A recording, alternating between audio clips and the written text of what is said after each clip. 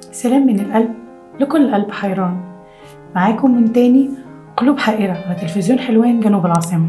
منسوش اللايك والشير وتفعيل الجرس عشان قصتنا وحلها توصل لناس كتير. يلا بينا نسمع قصتنا النهاردة بس بعد الفاصل.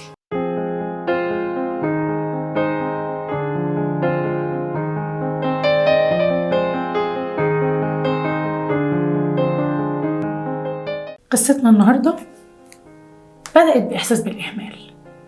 بتقول صاحبة القصة: أنا عارفة إني غلطانة، لا مش بس غلطانة، أنا مجرمة في حق نفسي وبيتي وجوزي.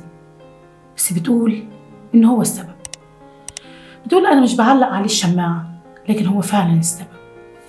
إحنا اتجوزنا جواز صالونات، وكان عندي آمال كبيرة إني أعيش قصة حب، لكن النصيب غلاب واتجوزت بالطريقة دي.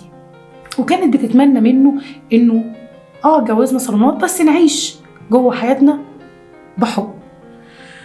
مع ضغوط الحياة وإنها خلفت ولدين وبنت، والمصاريف اللي زادت، وإنه يضطر يشتغل شغلة واتنين عشان يكفي البيت ومصاريفه، الإهمال زاد. وابتدت هي تدور على حاجة تشغل بيها وقتها، فاتجهت للسوشيال ميديا زي ما كل الناس منغرزة فيها دلوقتي. بتقول ابتدت تتعرف على ناس وتتعامل معهم على طريق السوشيال، وابتدت تكون فرحانة بالناس الجديدة والمود الجديد اللي هي عايشة فيه وفي وسط ده ابتدت تتعرف على واحد، وابتدت ترتبط بيه وبكلامه وباهتمامه وبإحساسه بيها بطريقة جنونية. وفي يوم طلب منها يتكلموا كام، وافقت، وابتدوا يتكلموا بالساعات، وبقت مدمنة لمحادثتها معاه. في يوم بتقول كنت في البيت لوحدي، جوزي في شغله والولاد في الدروس، وزي ما أنا متعودة بتكلم معاه كام، ابتدى يتغزل فيها وفي جسمها، وابتدى يطلب منها إنها تكون قريبة منه وإنها تكون معاه. تحت تأثير الكلام الجميل وافقت، وفعلا كانت معاه في علاقة كاملة بس عن طريق الكام. واتكرر الموضوع كتير وبقت مدمنة ليه. بعد فترة ابتدت تلاحظ إنه ابتدى يفتر ويبرد من ناحيتها ومبقاش مهتم زي الأول، وابتدى يتخنق منها. وفي مرة من المرات وفي خناقة من الخناقات ما بينهم قال لها ربنا يكون في عون جوزك. في اللحظة دي ابتدت تحس، لا ابتدت تفوق. هي بتقول ابتديت أفوق، ابتديت أشوفه بشكل تاني، وابتديت أشوفه على حقيقته. يعني زهق منها وعايز يشوف غيرها. في اللحظة دي ابتديت تحس بالندم. بتقولي قطعت علاقتي بيه تماما،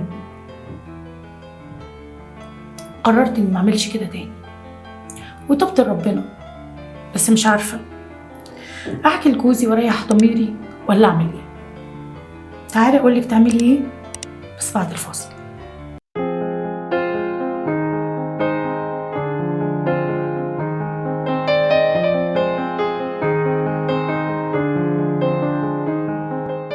ورجعنا لكم، ويلا تعالوا نشوف الحل ايه.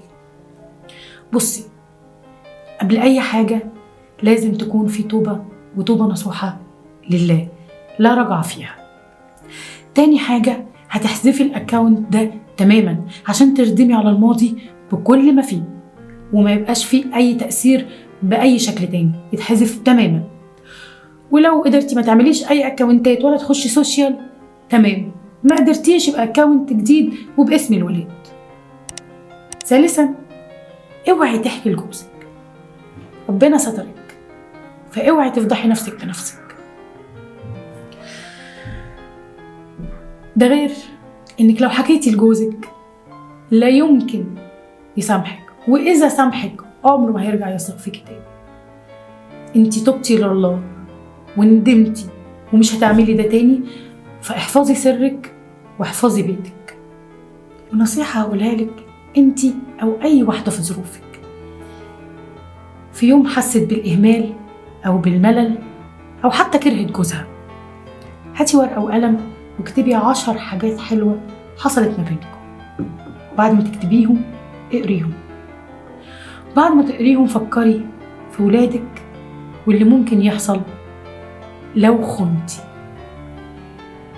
وبتهيألي ان يبقى اشرف لك انك تنفصلي ولا انك تكوني خاينة. ربنا يحفظ بيوتنا ويسترها بستره الجميل. وفي النهاية لو عندكم حلول تانية أو قصص ومشاكل عايزين تحكوها لي، انتظركم في قلوب حائرة مع هند حسين على تلفزيون حلوان جنوب العاصمة.